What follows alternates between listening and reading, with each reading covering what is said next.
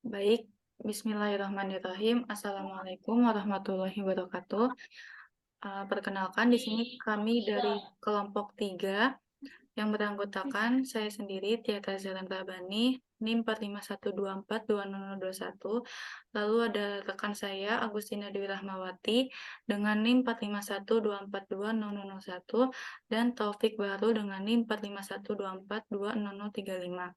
Pada kesempatan kali ini, kami akan memaparkan dari hasil proyek yang telah kami kerjakan dengan judul penerapan teknologi dan produksi bersih yang mengambil kasus pada industri batik di Zibatik Semarang. Boleh di next.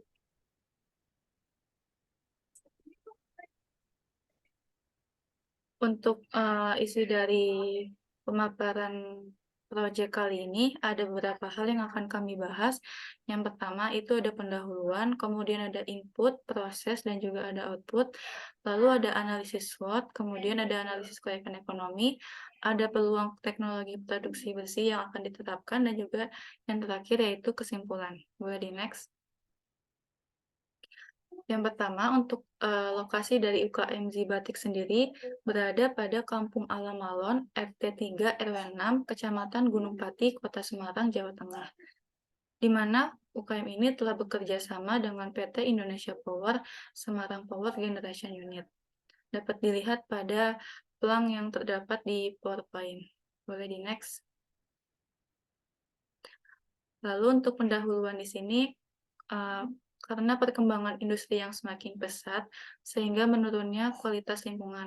Hal ini dikarenakan dari adanya kegiatan produksi, tentu saja akan ada banyak limbah yang dihasilkan, di mana itu tidak hanya pada kegiatan produksi saja, melainkan dapat berlanjut nantinya pada kegiatan distribusi hingga kegiatan konsumsi.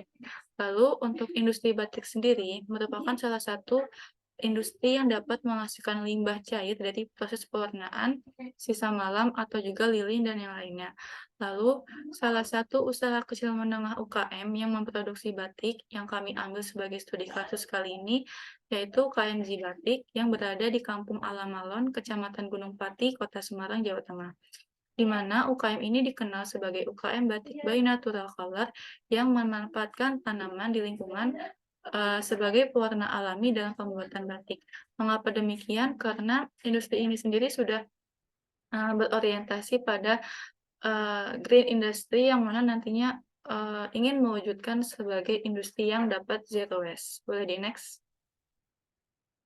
Selanjutnya mungkin akan dijelaskan oleh rekan saya. Terima kasih.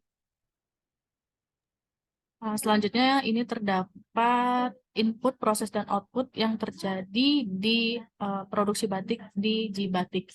Yang pertama untuk inputnya itu diawali dengan kain untuk diproses, yaitu didesain pada kain. Kemudian input selanjutnya dengan malam dan bahan bakar ini akan terdapat dua proses, yaitu untuk kain dicap pada batik cap dan untuk proses nembok untuk batik tulis. Untuk batik cap sendiri akan menghasilkan output yaitu sisa malam, sisa bahan bakar, dan limbah gas. Sedangkan untuk proses nembok sendiri itu nantinya akan menghasilkan output yaitu sisa malam, tetesan malam dari canting, limbah gas, dan sisa bahan bakar.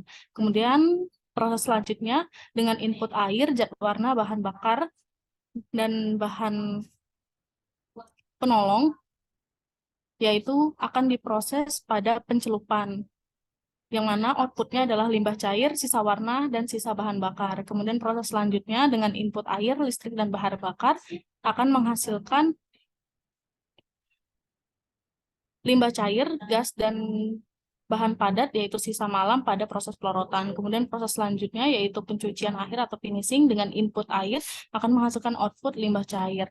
Yang selanjutnya kain tersebut akan dijemur dengan inputnya adalah sinar matahari dan pada proses akhirnya akan menghasilkan kain batik. Proses selanjutnya akan dijelaskan oleh rekan saya. Baik, saya akan melanjutkan.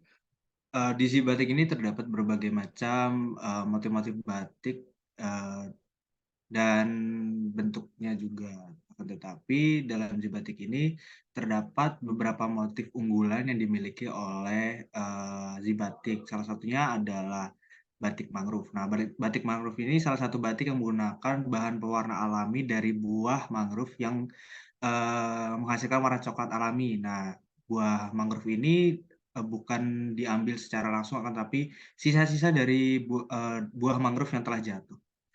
Jadi next.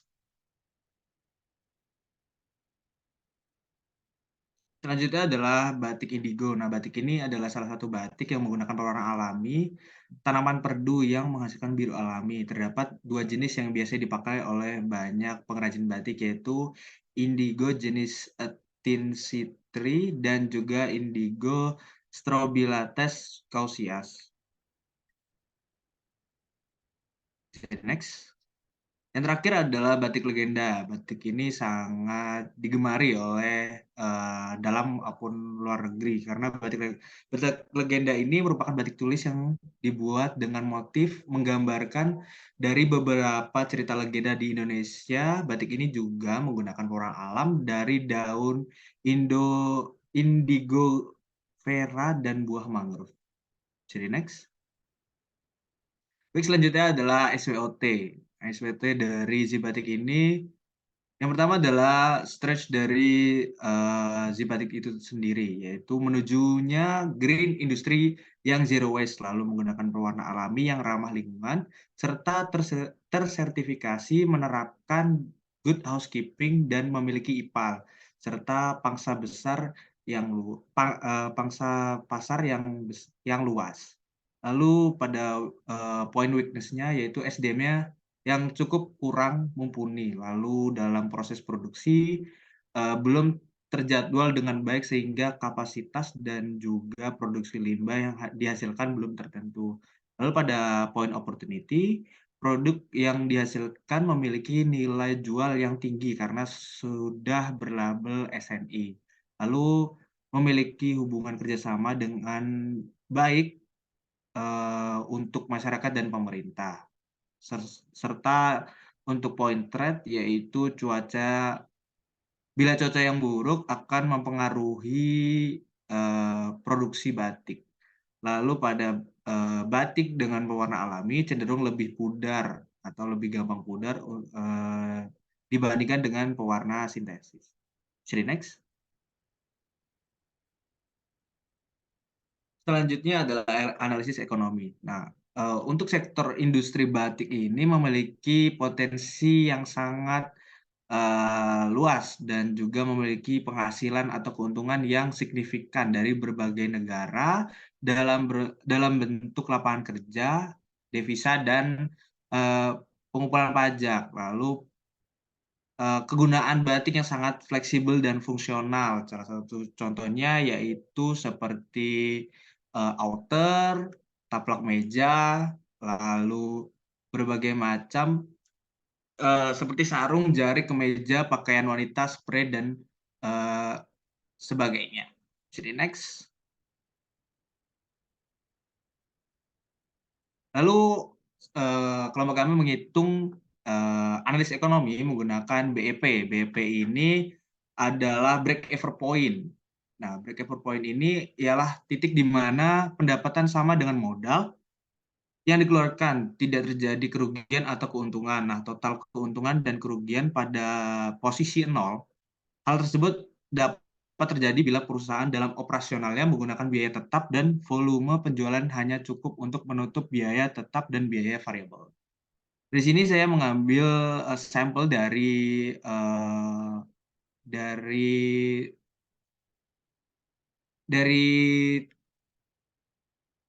pemiliknya langsung, yaitu biaya tetap sebulan adalah diperkirakan mencapai 45 juta, yaitu terdiri dari biaya gaji pegawai dan pemilik yaitu sebesar 30 juta, lalu biaya asuransi kesehatan sebesar 15 juta, lalu biaya variabel per unit yaitu 1,2, yaitu terdiri dari biaya bahan baku, biaya tenaga kerja langsung, lalu dan biaya lainnya. Jadi next.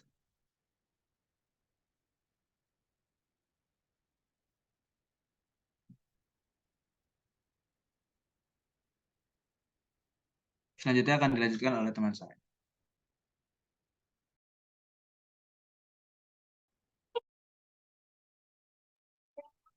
Baik, selanjutnya di sini berdasarkan dari analisis SWOT yang tadi telah dipaparkan oleh Saudara Taufik, kemudian di sini ada strategi yang mana kami susun berdasarkan aspek-aspek dari masing-masing SWOT tersebut. Yang pertama di sini ada strategi S dan O, yaitu bekerja sama dengan pemerintah melalui pengimplementasian program pemerintah yang dapat mengembangkan pangsa pasar ke lebih banyak negara. Lalu strategi yang kedua yaitu melibatkan masyarakat luas dengan menyebarkan ilmu membatik menggunakan pewarna alam yang ramah lingkungan. Untuk strategi yang kedua yaitu strategi W dengan O. Yang pertama di sini dengan melakukan kerjasama bersama pemerintah untuk mengadakan pelatihan mengenai produksi bersih di industri batik untuk mendapatkan sumber daya manusia yang lebih berkompeten. Boleh di next. Selanjutnya di sini yang kedua ada strategi S dan T, di mana dilakukan dengan melakukan studi banding dengan beberapa pengrajin batik, baik itu yang berada dalam nasional maupun pengrajin batik yang ada di luar negeri atau internasional untuk mengembangkan lebih lanjut mengenai inovasi teknologi sebagai pengganti matahari dalam proses penjemuran. Lalu untuk strategi W dan O, yang pertama dapat dilakukan dengan melakukan diskusi internal untuk menentukan jadwal dari kegiatan produksi serta jumlah produk yang akan dihasilkan agar nantinya dapat melakukan efisiensi dan juga baik pada efisiensi energi maupun efisiensi bahan baku yang mana digunakan untuk memperkirakan jumlah limbah yang akan dihasilkan nantinya. Lalu yang kedua itu dengan melakukan pelatihan serta evaluasi secara berkala untuk membentuk SDM yang kompeten. Lalu yang ketiga yaitu dengan menambahkan zat mordan pada kain agar memiliki daya serap warna yang tinggi. Boleh di next.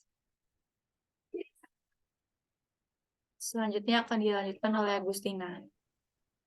Baik, jadi berdasarkan analisis SWOT yang sudah dipaparkan sebelumnya, terdapat beberapa saran dalam pengembangan produksi bersih yang dapat diterapkan pada UKM Jibatik ini. Yang pertama antara lain adalah pada perubahan produknya. Sebenarnya produk yang dihasilkan oleh Jibatik ini telah memiliki kualitas yang baik.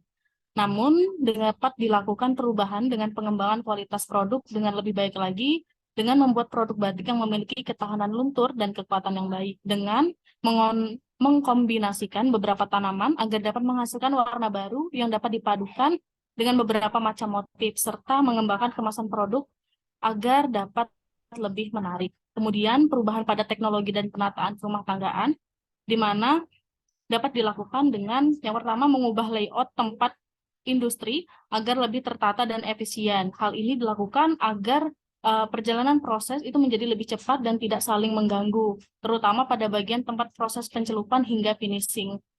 Kemudian yang kedua, dapat menerapkan good housekeeping dengan lebih baik lagi dengan menata gudang bahan, khususnya bahan pewarna agar tidak berantakan dan memiliki tempat khusus untuk bahan sisa, khususnya sisa malam yang akan diproduksi lagi, yang akan diproses lagi oleh Jibatik ini.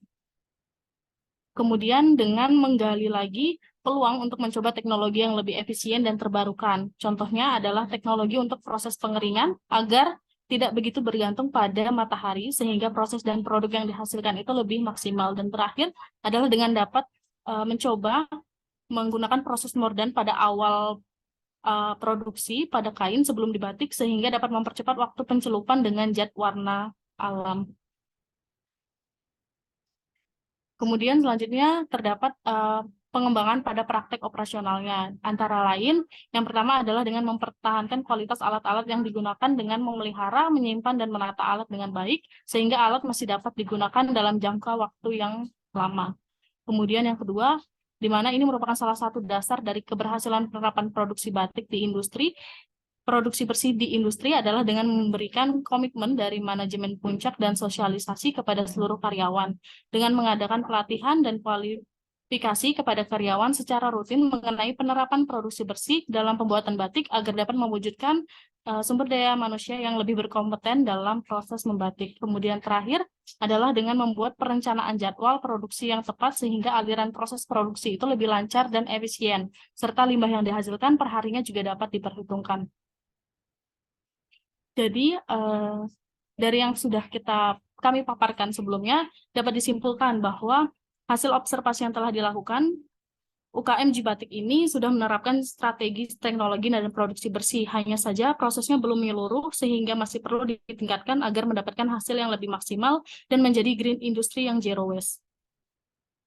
Baik, mungkin cukup sekian pemaparan hasil proyek akhir dari kelompok kami. Kurang dan lebihnya mohon maaf. Terima kasih. Wassalamualaikum warahmatullahi wabarakatuh.